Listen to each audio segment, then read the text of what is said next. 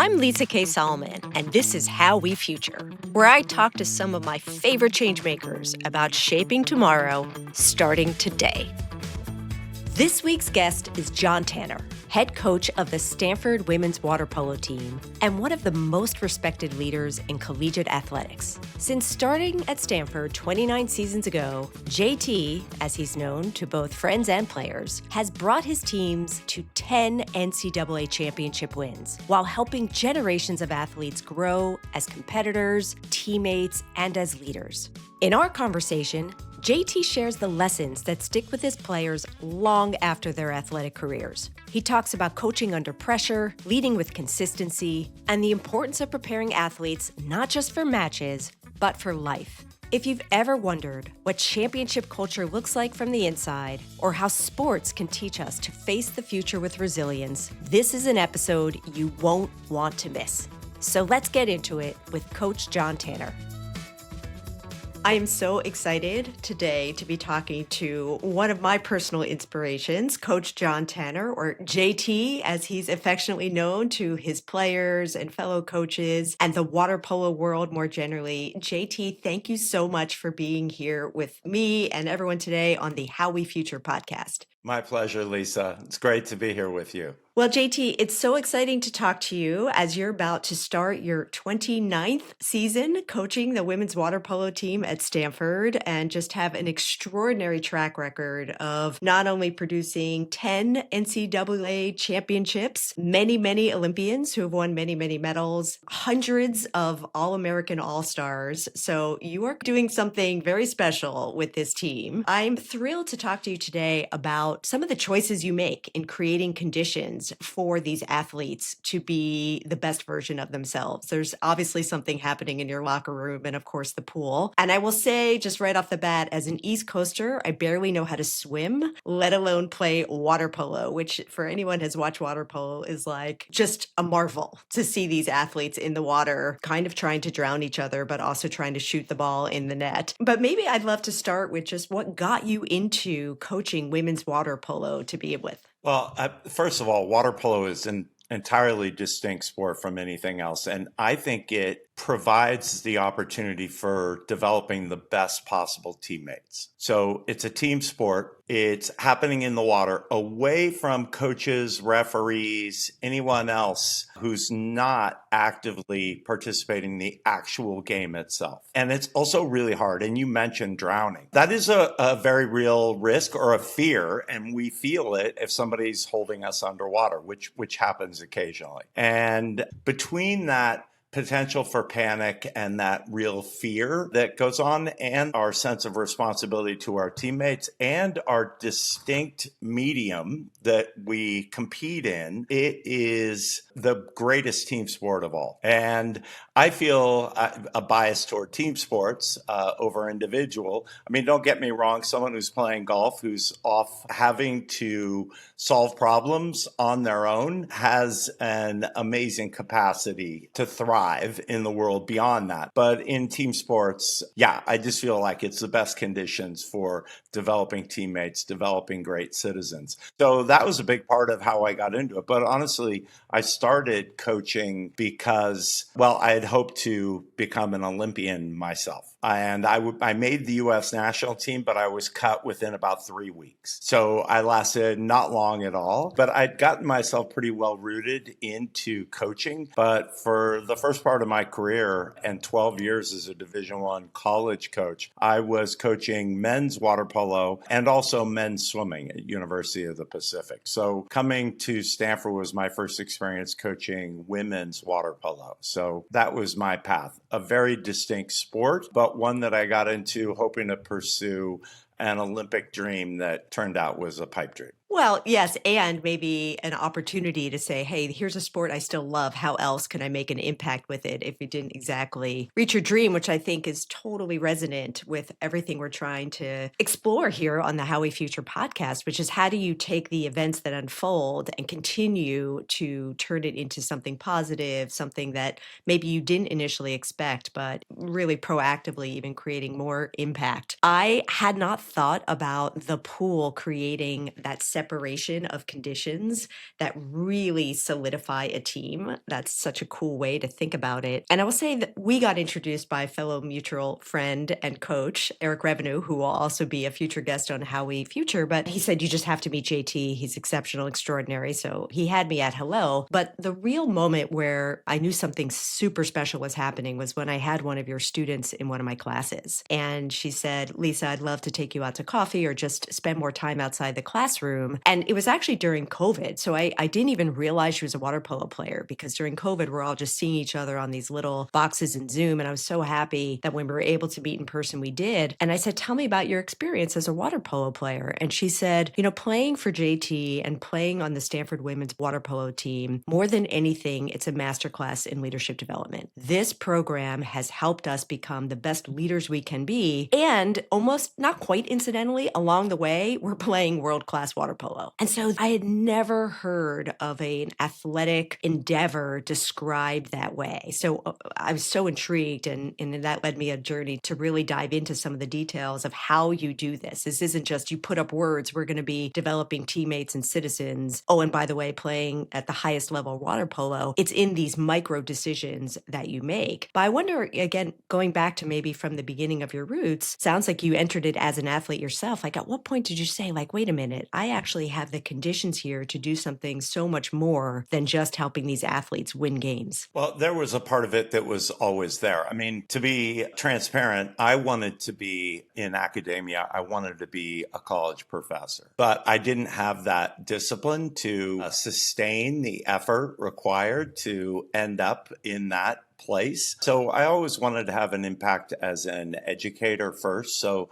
that was always on my mind. But as my career evolved, it became clear that water polo, and I talked about it earlier, just being a distinct medium, it really is about self-determination. And there are so many problems that happen during the course of a game. And in any sport, period, there's so many decisions that have to be made in real time. But to have to communicate them across an entire team. And when you play water polo, you can't hear a thing. There are a few voices that stand out, but it's almost comical when people in the stands yell, because it just all just blends together. And to be able to communicate what is happening really relies on leadership development within the team. So these problems have to be solved quickly and in the pool. So as much as on the deck, I think they are attuned to my voice and can respond, there are so many times where it's nonverbal. It's happening out of practice, out of rehearsal. So I just feel like it lends itself to this kind of leadership development. And as it unfolds, it becomes easier for me to put these things together. But when you're talking about our future and how we envision our future, so I envision my future being a faculty member in a position like you, but ended up where I am, because it's the same mentality, but it's a different view of the future. Whereas for you, it may be a longer term thing of where you want to land, a class you're looking to develop. For me, it's the urgency of the actual season. So every season is a lifetime. Every season is an opportunity to teach leadership in the new context of this team. I love that also, because you're reimagine what does it mean to be an educator, not necessarily in the classroom, but through the practice time that you have and through the constraint of the seasons. I remember one time, JT, you were playing the NCAA championship and it was so close, and you got out and they asked, how did it go? And you said something like, the women knew what to do in the pool. Like, it was sort of the culmination of all of that practice, that real-time decision-making skills, dealing with complex information happening so quickly. That's what they've been practicing for. And you were just honoring that they had earned this. It wasn't because you were on the sidelines coaching them to do this or that the decision-making that was happening real time was a result of all of the, I would argue, educational minutes. So even though, you may not have been a professor in that way, I would say you actually spend more time with your players than any one faculty does. And I just think that's an extraordinary reframe of thinking about the power of coaches to change lives. It's an authentic assessment that we have to go through on a daily basis. We have to get them to prove their learning in order to win. We can't win at the end of the year if they haven't mastered these communication skills and decision making in real time. We have confidence because we've designed these problems for them to encounter and overcome. So we're confident at the end of the year that they have the skills they need to coalesce and to solve whatever problem might come along in real time. And that's all that confidence is. It's just that comfort with the uncertainty and the unknown and the unknowable of a game. And when I give that interview, people look at me and say, "Wow, you just look so calm." But there's a equanimity that you can develop when you're looking at 10 years farther down the line. And knowing that, okay, great, they solved these problems during the course of this water polo game. So it's a few thousand people who are watching that interview, but there could be a lot more people watching when they're having to lead a big organization in a big moment down the line in their career. And knowing that I've done what I can, or that we have done as a group what we can to help launch people toward those careers, it's a lot easier to keep your focus beyond just the photos with the trophy. Absolutely. And I think one of the unique things about your coaching that I want to get into a little bit is that you present your players with a diversity of experiences to develop that confidence in the unknown, or in at least something novel to them. And I want to be specific. One of the things I learned early was that you take precious minutes from being in the weight room or in the pool during practice time to have your players deliver TED Talks to each other. So this is actually getting them to present, like literally present, not in the pool, not in the weight room,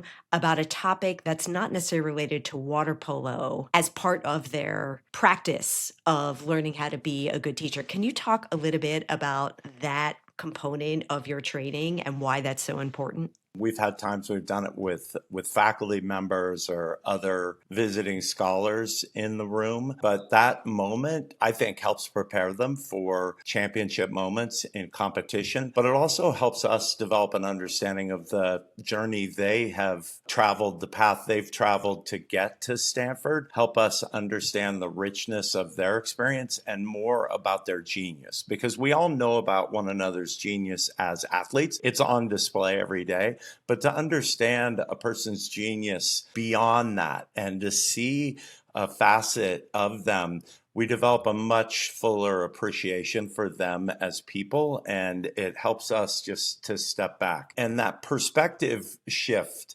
is a vital part of being a great athlete. The greatest athletes I've ever coached can make that perspective shift in real time. They seemingly can see the game and make decisions as if they're gathering information from a drone above the pool, from an angle where the referees are, where the coaches are, where all the other players, so they can read intent in opposing players.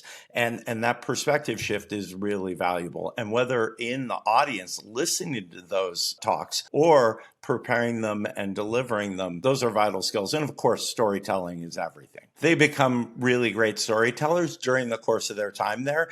And we enjoy having, even when we have recruits come to campus, they will get up in front of the group and talk. And incoming freshmen, and to see them evolve over the years is really a rewarding experience. I think it's symbolic of so much of your values and what you do, JT, where so much of it is like just in life, not even in water polo, but the pressure of the short-term performance. Like, no, we can't possibly take time away from shooting practice to go listen to a TED Talk. But here you are talking about this long-term perspective of helping these players become better learners, helping them develop a wider perspective and sense of how to look at things because they're listening and they're learning. I've also heard you talk about the fact that when you become teacher or responsible for teaching something, it helps you become a better learner and therefore you're a better teammate. So much of this is steeped in a point of view that it's not just about this week's practice or today's practice, but it's developing over the long term.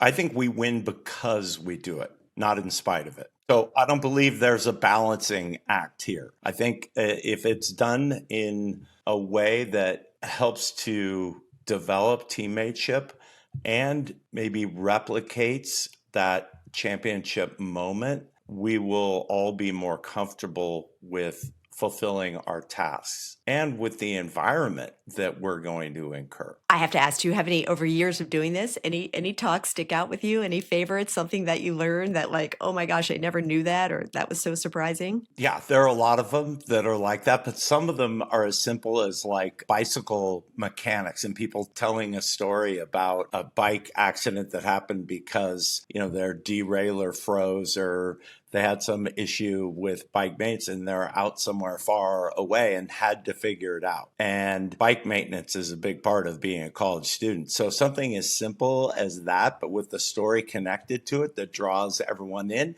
And we all have stories of bike failure during a school or a trip, or at some point, we all have that common experience.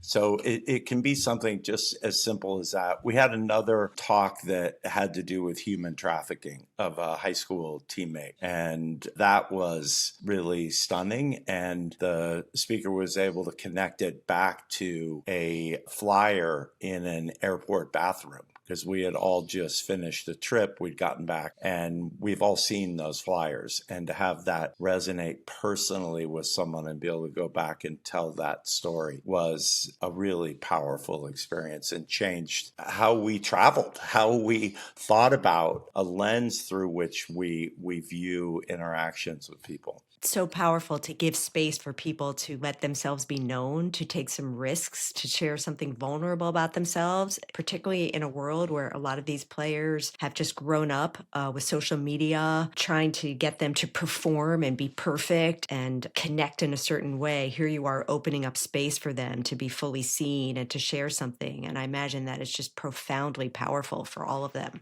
Well, I think it induces a little fear initially, but it is pretty low stakes when it's just our team. Kim Kruger, who was one of our assistants at the last 3 years, also just raised the stakes on all of this by providing a lot of feedback and then requesting follow-up from them. They had to ask somebody else to watch and evaluate, give them feedback, share thoughts, and increase the stakes a little bit, but also the impact. You can imagine, obviously, your players don't stay playing for Stanford forever, that, as you said, they go on to join organizations, to be leaders. Having gone through this process, I imagine they're that much more comfortable when they're engaging in their first meeting and ultimately running teams themselves. They have this to pull on. And it strikes me that one of the most powerful reframe we can all have in the how we future, right? How do we go about this world that's filled with more ambiguity and complexity and uncertainty and disruption, is being willing to shift your perspective of the finite game of winning and the infinite game of being a great teammate, a great citizen, a great leader, regardless of your conditions. And it strikes me, JT, that so much of what you do is giving them an opportunity to practice for that infinite game of life. There are several things, several responses to that. I think so many times coaches are so committed to the process of winning and losing and that self-evaluation rather than looking at it long-term. And by looking at long-term, you provide clarity that this is about you and your season as a team and about you and your 4 years, not about me, because I'm more interested in what happens later. I'm more interested in that call that I get from you about you being thrown into a really difficult position and how you fell back on things we had worked on as part of Stanford women's water polo. I mean, we had one who talked about giving a going away presentation and telling the story for a group of primarily male engineers in India. And at age 26, having to give this speech that resonated with people. So beyond just the speaker series, we also ask them to get up in front of groups. It might be every time we're together with family members where they get up and tell a story that related maybe to their family. So they're constantly having to do that. But it is a training that removes me from the immediacy of winning and the fact that I am thereby able to get them to understand that this is their mission, this is their journey, and they have crafted it and they are living into it and they are going to solve these problems in real time in those championship moments. Makes it, I hope, a more powerful experience for them. It reminds me of one of my favorite quotes about the future from Bob Johansen, who used to run the Institute for the Future, where he says, "The future will reward clarity, but will punish certainty."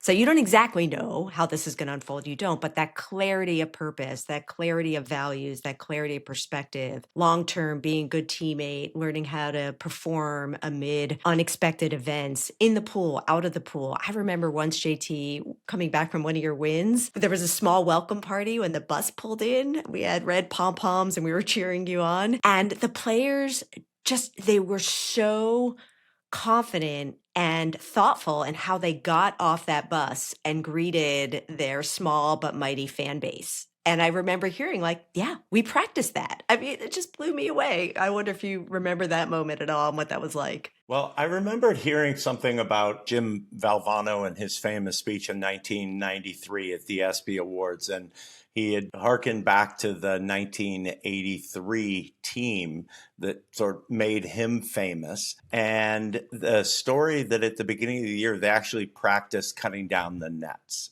Now, I would never, ever do that, because to me, that is just going to the joy of actually winning. And it's a fantasy rather than a reality of what is it like to be in that championship moment, in the uncertainty, not the certainty of knowing how it ended up. But it is a powerful thing to just immerse yourself in that moment of that championship game, that championship day, and feeling confident that you can solve anything. I mean, the basket in that 1983 championship that won it, it ended up being sort of an alley-oop pass, but the shot was from straight on, and then it was a strange angle, and the technique used in it might be different from what they had done any other time during the year, but they were able to solve that problem. So I absolutely agree. You want to have clarity about what that day will look like and what that big moment will look like, whether it's that woman in India giving the going away speech or somebody on that final play to win an NCAA championship. One of my favorite components of what you do in your program is something I've had the just personal pleasure of joining a few times, and every time just fills me with pure awe and inspiration and wonder, which is your favorite faculty dinner. Can you talk a little bit about your favorite faculty dinner and some of the components involved? At the end of week one, we often will ask our students, how are your classes going? What do you think of them? And they'll give a quick summary of each class and talk about some facet of it, maybe a story of getting lost trying to find the classroom on the first day. But the follow-up question is, what are your professors' names and who do you like most in that group? And after week one, they can't remember the prof's name. And that's concerning to me. So we start with that and then look ahead to this favorite faculty dinner and start thinking, okay, at the end of the year, you're going to need to invite a faculty member, your favorite faculty member. And here you are, a freshman. Who would it be right now if we moved that dinner from April to October? Who is your favorite faculty member after week one? So to get them now in week two thinking, okay, I better know my profs' names because I'm going to be quizzed on that. And I better start thinking about what it is I like about them. And maybe I'm going to need to start developing a relationship. So again, it's the futuring of, okay, at this dinner, you're going to have a really nice dinner. It's over in the sports cafe. So it's casual setting and it's a place where you're really comfortable, but you're going to need to get up in front of these world-class profs and you're going to need to talk about your relationship with this professor, what he or she has meant to you as a student and as a learner, and how they have inspired you.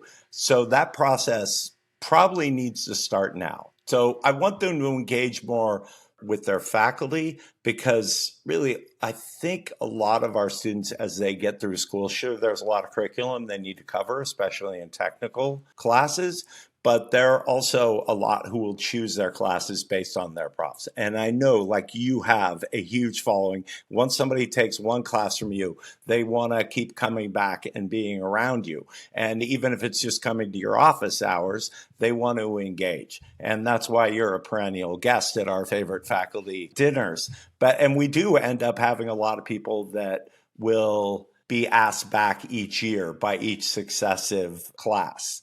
But yeah, it's a gathering at the end of the year. It's dinner and it's introductions where they talk not about where somebody got their PhD, what they did their dissertation in, but a little bit about what they're doing in research, but how it has inspired each of our athletes as a learner, as a student, as a member of the Stanford community.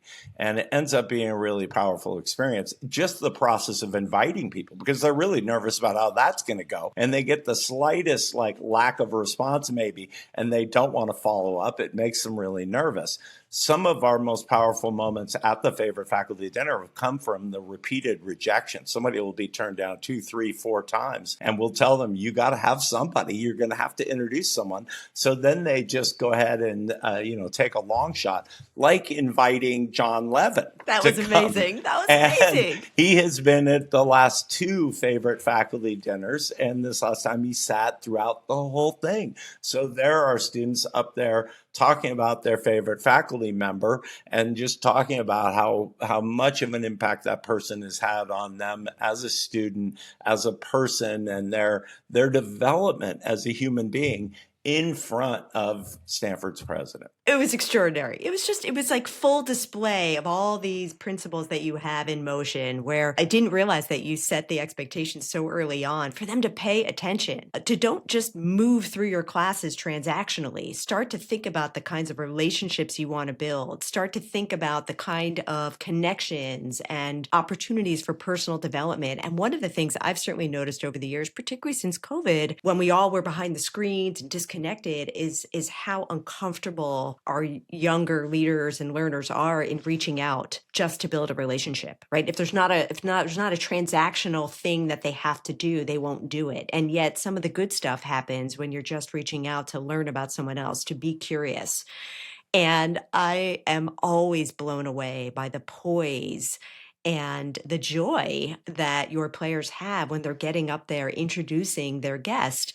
They could be a Nobel laureate. They've authored multiple books, these professors, and they get up there without notes, without their iPhone, and for 90 seconds, they're delivering a personal introduction that would make you cry. I mean, the few times I've been there, I think is anyone recording this? This has to be on my daily playback, because it's so heartfelt and it's clear they've put so much energy, and everybody benefits. It's like we are lifting all boats. And I loved seeing the president of Stanford there stay the whole time and get to experience at a very, very personal level the impact of what these professors and how these professors have influenced these students at this personal level.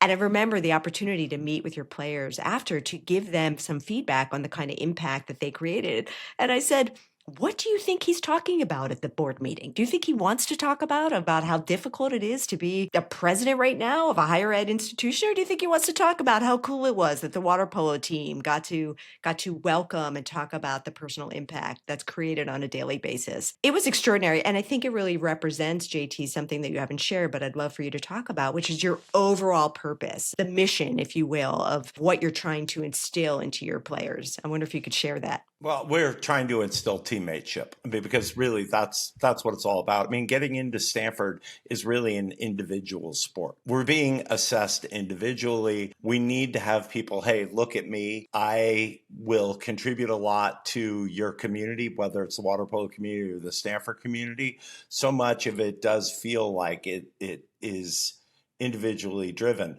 But success at Stanford and after Stanford is a team sport. It's absolutely collaborative. So it is helping them make that transition and to launch them into that future. I want to go back to our speaker series and to the faculty dinner. These are not one-off events. And as I've tried to clarify with the faculty dinner, that starts in week 1 of the fall. It's an ongoing thing. And the actual introductions that they do, it's not the first time they've done them. And a couple days before, they'll be cold called to present their introduction. So these things aren't happening accidentally, and there is a lot that goes into it. And I think in the age of AI, there's so much talk now about how do we get these kinds of assessments so that we can be confident that people are mastering things, that they are going through these cognitive changes that are impacting their development as human beings. We're assessing them constantly, we're quizzing constantly, and that might be about tactics or it might be about the introduction they're going to be giving. And it's the same thing with when they give their speeches, their TED Talks. They have gotten up in front of groups over and over and over. So it's just by getting almost daily reps on all this, whether it's summarizing how things went in practice, speaking in a timeout during a game simulation, whatever it might be. But it's always about the bigger picture, but starting with that outcome and then working backwards to what are the steps we're going to need to move to that spot. The biggest challenge is that this, while I see it as a class that we're running, it's not one quarter, it's one season. So it's one full school year. And our season more or less mirrors the school year. Our first practice is the first day of school, and our championship game has traditionally been Mother's Day, which is toward the end of the season and the end of the school year. But it's also about the 4 years, and it's about far beyond that. So I feel like the fact that I've been here a long time doing this has helped me fail enough that I can more reliably set up a vision and help them craft how they want the season to go and then fill in along the way.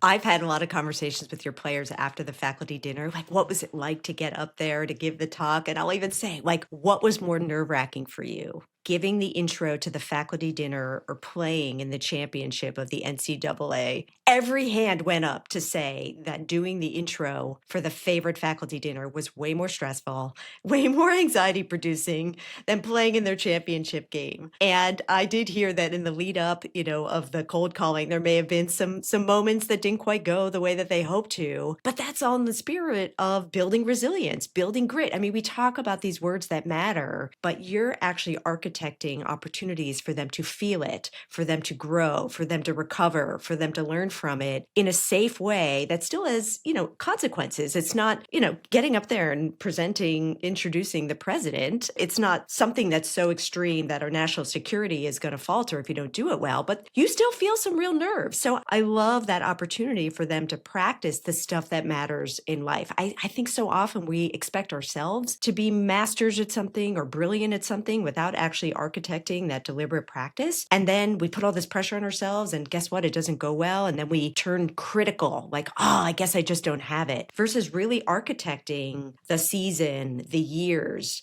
to ladder up to where we want to be. And I just think that's so important. And the last thing I'll say about this particular experience as it sits within the overall toolkit or, opportunities that you offer your players to grow is that it's not expensive. It's not precious. You're not like requiring technology or something really fancy or only unique to Stanford. You're taking an evening and you're setting it as an opportunity to create connections within the sports cafe, right, over a dinner. And I want to hammer home that point a little bit because I think so often we think like, I don't have the resources to do something special, or I don't have the budget, or I don't have the permission, or like you invented this and you used what was available to you in order to architect this special moment that I imagine your players will talk about till, some of their very last days. So I just wonder if you could share a little bit about how you see this opportunity or opportunity space to be available even when you don't necessarily think it is. You mentioned it earlier about the feeling of things being life and death when they aren't. And that is what is wonderful about athletics. It provides a life and death experience or a sense that it's all or nothing and that everything is on the line. But then again, we'll play again a week from now. And even if our season goes poorly or great, however it ends up, we'll still get to do it again next year. And we get these new leases on life, these new opportunities to start over. But the urgency and that sense that this is a lifetime, this season is a lifetime. A week can even feel like a lifetime as you're preparing for a big moment. But to then take the big moment and then work backwards from there and find those little opportunities to practice for that practice. Because really, even playing in a championship game or introducing your faculty member at our favorite faculty dinner is really just practice for something down the line. But we will practice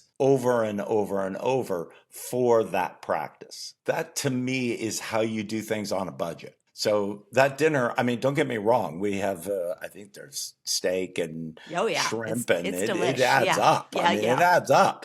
But it's still, yeah, though it's free to practice doing the intros. It's free to talk about who one's favorite faculty is in the moment. And some of them will give updates during the course of the year on who is your front runner, who are your top three, who do you think you're going to invite this year? And it creates a lot of conversation, and it just that engagement and the integration of what we do in school and what we do in the pool that helps us understand one another better as teammates. It helps me connect with life across Campus Drive so I don't get stuck in my world, because it's easy to do that, especially we're in the middle of season. But the more that opens things up for me, it also allows me, and I think everyone on our team, to realize what a cool opportunity we are in the midst of experience. And that appreciation, that gratitude for what we have is a great reminder when all that's on our mind is our power play tactics for a game coming up on the weekend. Learning from you, JT, I've developed this concept of playing optimistic offense, this notion that we can proactively create conditions and practice what it means to practice in order to shape the kinds of future we want to be a part of, we want to help lead, because it gives just an ongoing sense of agency that at every moment you can create something, at every moment you're capable of doing something that you didn't even think that you were, not just individually, but within a team. And that sense of purpose not only gives us hope for what's possible, it actually builds resilience. It's actually better than the defense, which is like once you're in a place that you have suffered a setback or something, you're having to repair, right? You're kind of building in that sense of renewal at every time, like, hey, we have another game to play. So again, you can rely on that you can get up and you can learn from it. I think that's so powerful. I want to go back to something you said around, this idea of each season is a lifetime and a new beginning. We are having this conversation just weeks before we kick off a new season. What are some things you think about in those early days to set the conditions for what the experience is going to be? And I'm so curious about how you do this, knowing that you have players that have been returning and coming back. You have Olympians that have performed at the highest level, and you have incoming freshmen where this is the first time that they'll be playing necessarily at this level with this group. I think that it's so important when we think about the opportunity to really not just say inspiring words, but make choices that help people really understand what they're doing. So I'd love to hear some things that go through your mind around some of those early days as you're connecting